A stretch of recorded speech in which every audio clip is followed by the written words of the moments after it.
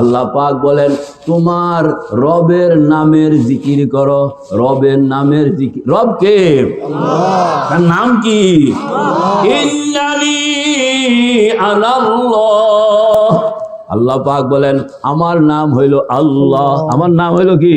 আল্লাহ। তা আমার নামের জিকির করো মানে আল্লাহ আল্লাহ আল্লাহ আল্লাহ আল্লাহ আল্লাহ আল্লাহ আল্লাহ আল্লাহ।